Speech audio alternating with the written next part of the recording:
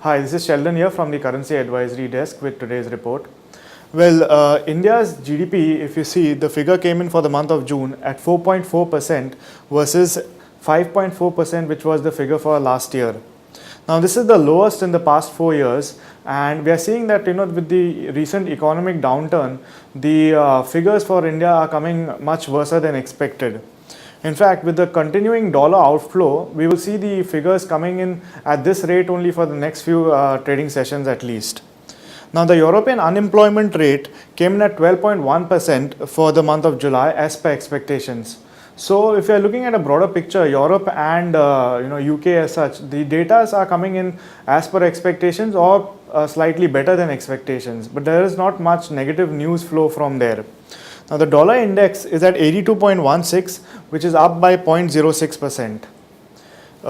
Looking at the major news that came in this morning, firstly we had China's economy, which strengthened as the government released their manufacturing PMI number on Saturday, which came in at a 16-month high of 51 versus an expectation of 50.6. Now, this is a very crucial set of data, because what happens is that if China's PMIs are coming in positive or coming in higher than expected, we can see that the manufacturing activity there in the foreseeable future will increase, and this itself will add on to more economic measures being brought up by the Chinese government, which will in turn be positive for the economy. And as you know that if something is good for China, it's good for the rest of the world. So if China is improving, we can see that the other countries will also be getting a domino kind of effect, and this will also affect their balance sheets.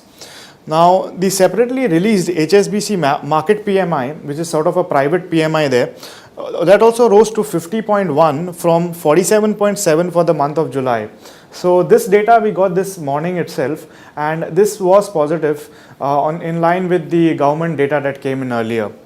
Looking at the technical levels for today, well, the dollar rupee, the futures contract, September futures contract, it closed at 66.87. We are, the trend that we see is a sideways to a bullish trend, and we advise our traders to hold long. In fact, the support is at 66.28, and we see a resistance at around 68.92.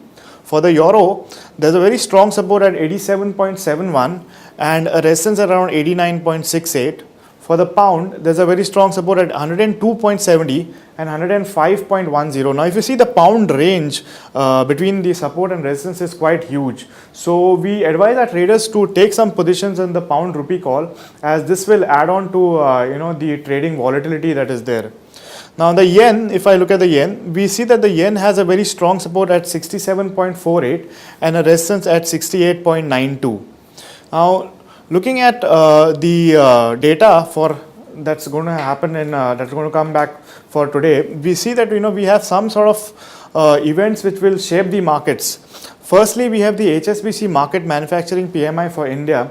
However, the expectations are not very high. We expect the figure to come in lower. In fact, it should be below 50 as per our consensus.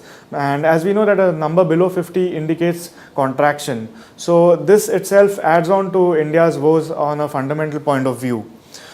In fact, right now the analysts expect the data to come in at 49.90, but we feel that it will come in much lower than this also. Now, the European manufacturing PMI expectations are at 51.3, which is good enough for their countries, and the British manufacturing PMIs also are higher. So, we'll be bombarded with a slot of PMI data for today. Besides that, we do not have any data from the United States, as there was the labor holiday which is going to happen today. So, this is it from the Currency Advisory Desk. Thank you.